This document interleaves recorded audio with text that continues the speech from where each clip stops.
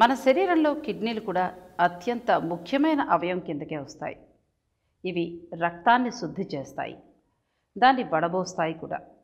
అందులో ఉండే మలినాల్ని మూత్రం రూపంలో బయటకు పంపుతాయి. అయితే ఒక్కోసారి కిడ్నీలు అనారోగ్యానికి కూడా గురవుతాయి. అందుకు అనేక కారణాలు కూడా ఉంటాయి.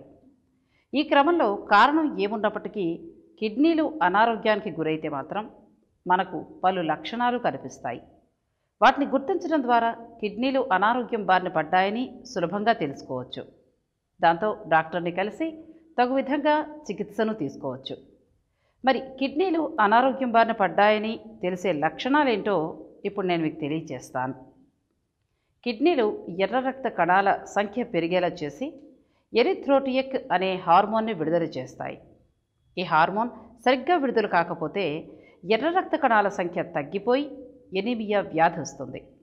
అలా ఎనీమియా వచ్చింది అంటే కిడ్నీల పనితీరు సక్రమంగా లేదు అని భావించవచ్చు.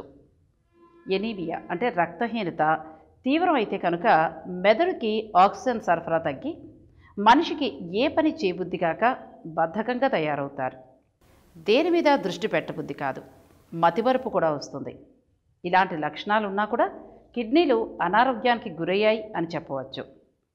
కిడ్నీకి ఏ విధమైన జబ్బులు సోకినా మోకాళ్ళు, కీళ్ళు, కాళ్ళు ఉబ్బిపోయి శ్వాస తీసుకోవడం కష్టంగా ఉంటుంది. మూత్ర విసర్జనలో నియంత్రణ కోల్పోవటం, తరచుగా మూత్ర విసర్జన జరగడం, లేదంటే మూత్రం తక్కువగా రావటం, మూత్ర విసర్జన సమయంలో మంట, నొప్పి, రంగు మారడం, నొరుగుతో కూడిన మూత్రం, ఇవన్నీ కూడా కిడ్నీలు వ్యాధికి గురయ్యాయి అనే లక్షణాలుగానే గుర్తించవచ్చు. కిడ్నీలు చుట్టుపక్కల నొప్పిగా ఉంటే మాత్రం యూరిన్ ట్రాక్ ఇన్ఫెక్షన్ ఉన్నట్టుగా అనుమానించవచ్చు. ఏదైనా ఆహార పదార్థం ఉంటే వాటి రుచి లోహం రుచి అనిపిస్తే కనుక కిడ్నీలు దెబ్బతిన్నట్టుగా భావించవచ్చు. తరచుగా ర్యాషెస్, దురద, మంటలు వంటి వచ్చినా కిడ్నీ సమస్యలు ఉన్నట్టుగా భావించవచ్చు.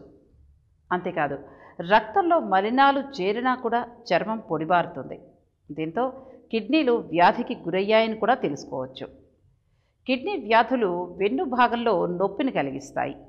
కిడ్నీలో రాళ్లు కనుక ఏర్పడితే వెన్ను భాగపు కింది భాగం నుంచి గజ్జల ప్రాంతం వరకు నొప్పి కలుగుతుంది. నేను మీకు చెప్పిన లక్షణాలు కనుక మీలో కనిపిస్తే కిడ్నీలు అనారోగ్యానికి గురైనట్టుగా మీరు భావించాలి.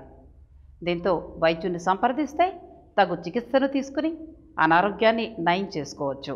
ఇలాంటి మరిన్ని విశేషాల కోసం మా ఛానల్ని సబ్స్క్రైబ్ చేయండి.